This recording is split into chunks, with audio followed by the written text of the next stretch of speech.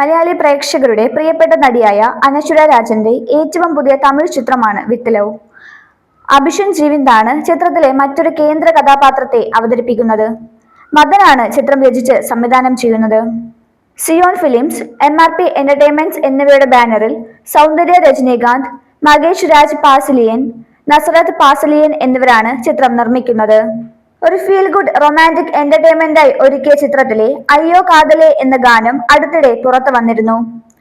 ചിത്രത്തിന്റെ title teaser നേരത്തെ പുറത്തു വരികയും മികച്ച പ്രേക്ഷക ശ്രദ്ധ നേടുകയും ചെയ്തിരുന്നു. പുതിയ കാലഘട്ടത്തിലെ യുവാക്കളുടെ ജീവിതമാണ് ചിത്രത്തിലൂടെ അവതരിപ്പിക്കുന്നത്. ഹരീഷ് കുമാർ, കാവ്യ അനിൽ, സച്ചിൻ നാച്ചിയപ്പൻ, തേനി മുരുകൻ, ശരവണൻ എന്നിവരാണ് ചിത്രത്തിലെ മറ്റു കഥാപാത്രങ്ങളെ അവതരിപ്പിക്കുന്നത്.